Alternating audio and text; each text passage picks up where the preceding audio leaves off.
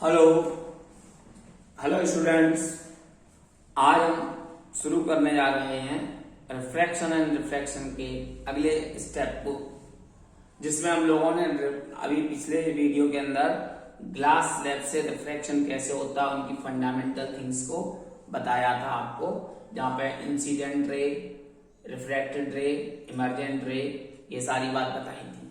आप लोगों को दिखाई पड़ रहा होगा इसके अंदर कि यहाँ पर इंसिडेंट रे को जब हमने आगे तक एक्सटेंड किया है, जो एक्स से रिप्रेजेंट की गई है, यही लाइट रे इमर्जेंट रे के पैरेलल है और इनके बीच की इस डिस्टेंस को, जो पैरेलल डिस्टेंस है, इसको हम बोलते हैं लेटरल डिस्प्लेसमेंट। इसको बोलते हैं हम लोग lateral displacement,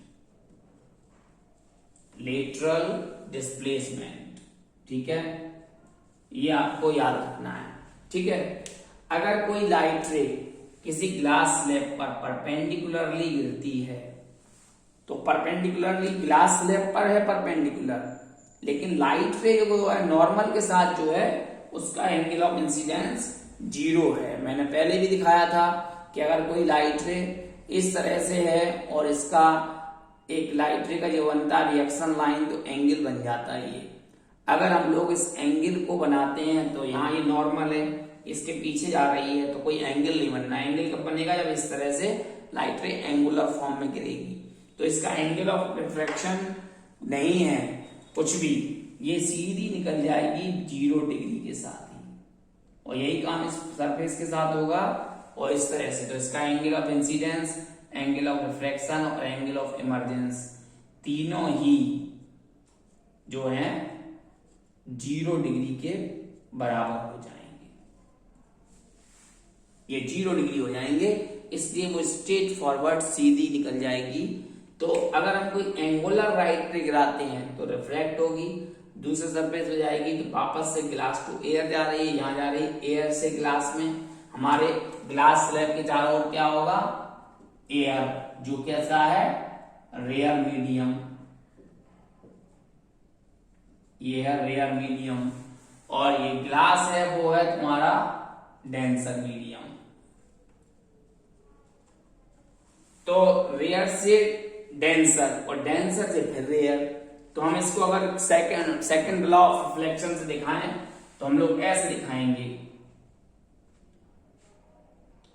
A and G, air to glass, A and G, air to glass, जिसका एंगल है आई, तो sine I upon sine R. अब second glass to air, glass to air, अगर ग्लास से एयर में आ रही है वापस, तो यहां sine R upon sine E. इसको हम, इस एंगल को हम आर डैश एंगल मान ले रहे हैं। ठीक है, ये आर मान चुके, इसलिए मैं इसको आर डैश, दोनों आर और आर डैश बराबर होंगे, ये बात हम लिख दे रहे हैं। एंगल आर और आर डैश बराबर है और एंगल ई और आई बराबर है। ठीक है, तो हम इसी फॉर्मूले को ऐसे लिख सकते हैं, G N A equal to sine R upon sine I. Value replace कर दी है, कुछ नया नहीं किया है। आर डैश की जगह आर लिख दिया है और ई की जगह पर आई लिख दिया है, बस। अब यह देखिए, आप सेकंड और फर्स्ट में एक बात आपको कॉमन दिख रही है, sine I over sine R, और यहां लिखा sine R over sine I. तो हम रेसिप्रोकल इसका ले रहे हैं, 1 upon G N A equal to 1 upon sine R upon sine I. Reciprocal ले लिया है, रेसिप्रोकल ले लिया है।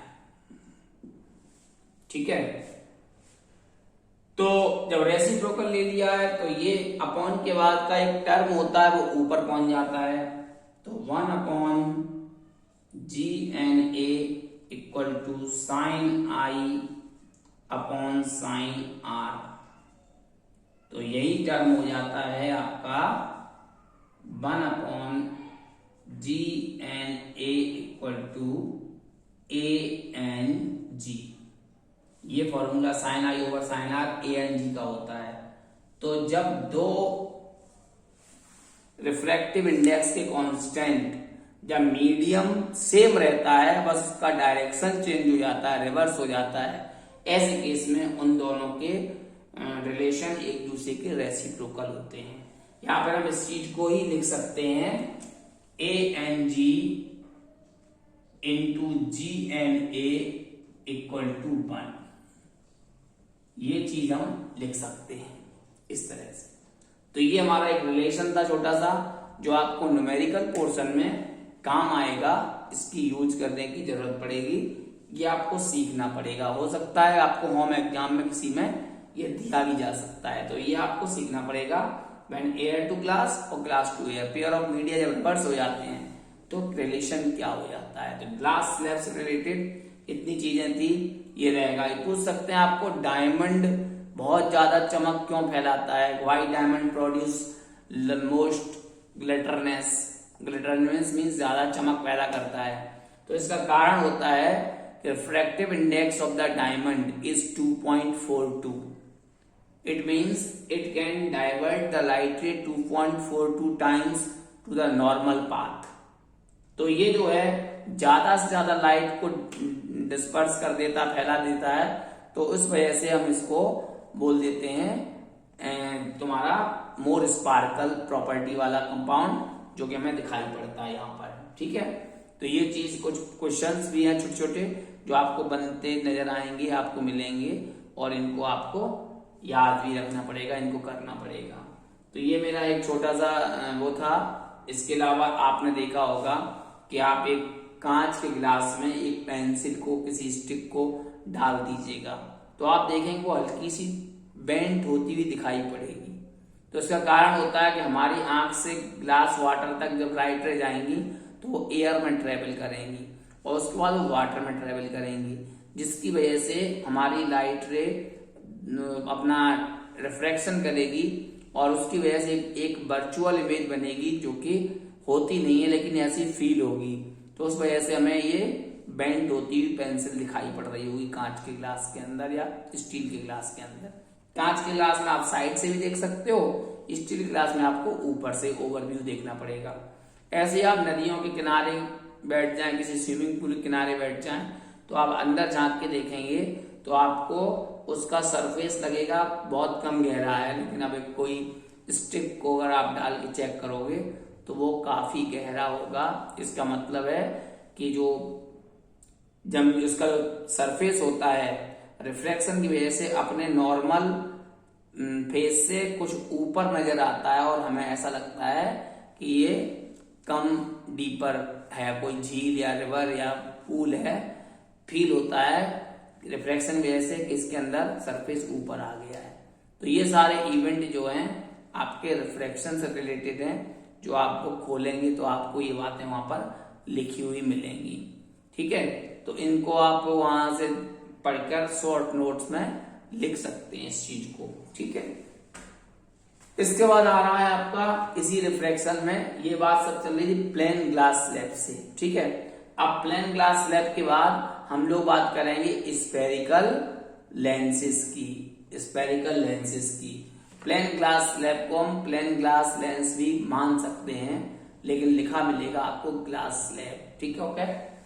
अब देखिएगा स्फेरिकल लेंस क्या है। जैसे कोई स्फेरिकल सॉलिड है, अगर हम इसमें से ये छोटा सा पीस काट दें, स्फेरिकल सॉलिड को काट नहीं सकते हो तो आप एप्पल को तो काट ही सकते हो। जब काटोगे तो एक ऐसा स्लाइस निकलेगा आपको,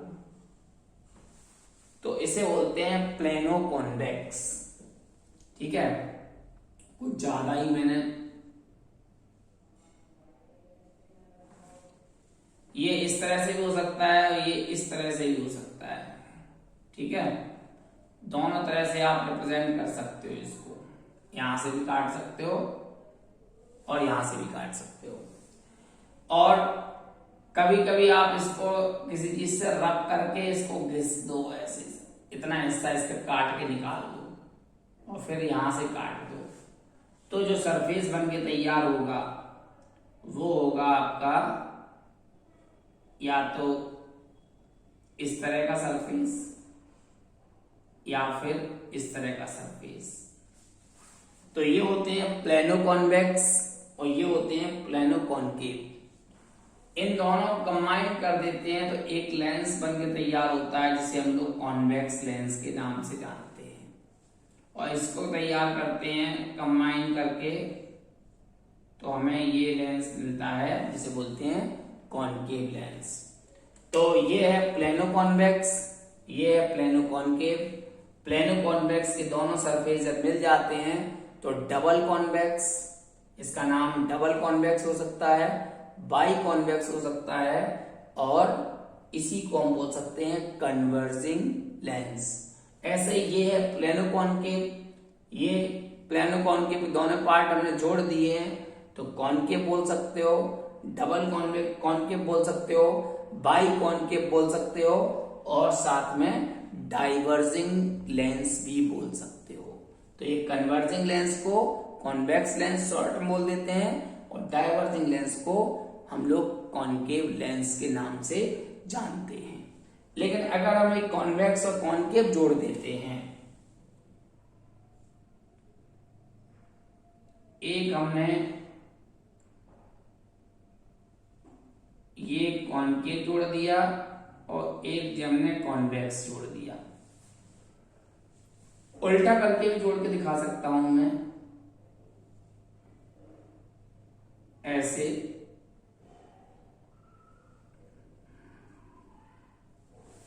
ऐसे जोड़ा हुआ मान सकते हो। एक एक पीस दोनों में से जोड़कर आप ऐसी शेप बना सकते हो।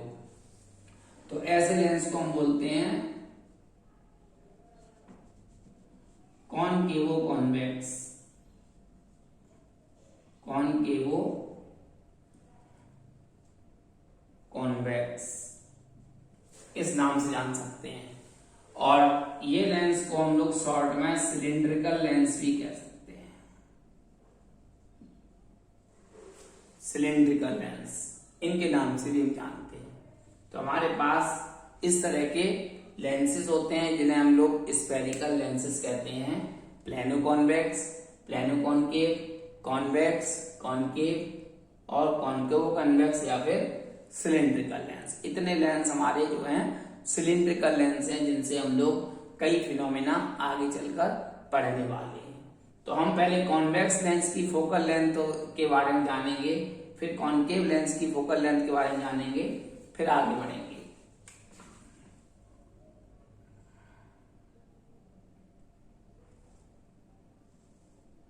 ये कॉन्वेक्स लेंस है, ये बीच में से हमने इसकी एक सिमेट्री दिखा दी है।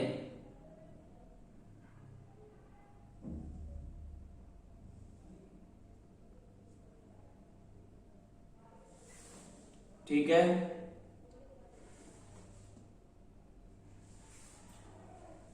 अब यहां से आप बहुत सारी रेज इस पे गिराएंगे तो ये सिमेट्री तक तो सीधी लाइट रे जाती हैं, सिमेट्री तक आपको ये सीधी दिखाई पड़ेगी, और सिमेट्री के बाद ये रिफ्रैक्ट होती हैं और रिफ्रैक्ट होने के बाद ये फोकस से पास हो जाएंगी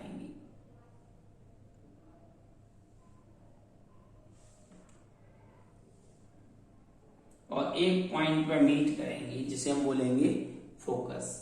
तो when the light rays coming from the source and falls on the convex lens, they get refract and converge at a point on the principal axis is called principal focus of convex lens। आपकी book में भी definition लिखी मिल जाएगी, आप मुझे सुन सकते हैं और चाहो तो धीमे धीमे पहुंच करके लिख भी सकते हो।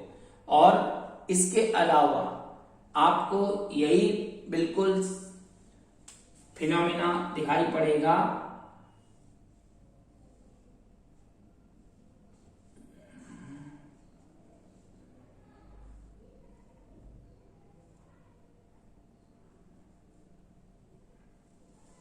इसमें क्या होता है कि लाइट रेज पैरेलल आती हैं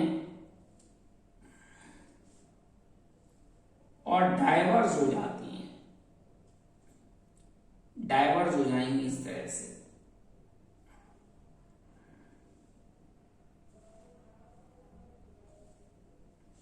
इनको हम बैकवर्ड डायरेक्शन में बढ़ाएंगे, तो ये सभी एक पॉइंट पर हमें काटती हुई दिखाई पड़ती है यहां पर, और ये हो जाता है इसका फोकस। तो इसमें क्या है definition, the light rays coming from the source and falls on the concave lens, they get diverge. When the light ray passes through the lens, they get diverged.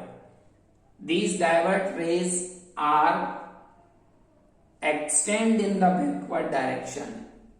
They appears to meet on the principal axis is called principal focus of the concave lens.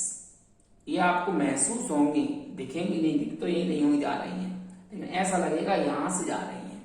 तो ये जो phenomena होता है जो principal focus of concave lens के लिए है। तो कॉन्वेक्स लेंस है, कॉनकेव लेंस है, जो आपको इसकी फोकल लेंथ जानना जरूरी है। अब ये दोनों लेंस कैसे कैसे लाइट रेज को रिफ्रैक्ट कर सकते हैं हम ये दिखा रहे हैं।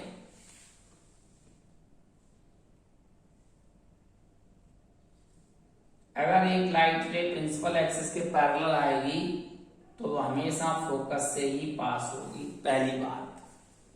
दूसरी बात, अगर ये ऑप्टिकल सेंटर से जाती है तो ऑप्टिकल सेंटर से ही वापस लौटती हुई दिखाई पड़ेगी। ऑप्टिकल सेंटर वाली लाइट रे ऑप्टिकल सेंटर से ही जाएगी। और फर्स्ट वाले केस का रिवर्स पार्ट है कि अगर कोई लाइट रे फोकस से जाती है तो ये पैरेलल हो जाती है। ये आपको इस तरह से ये तीन लाइट रे आपको एनी हाउ किसी भी कीमत पर लर्न करनी पड़ेगी।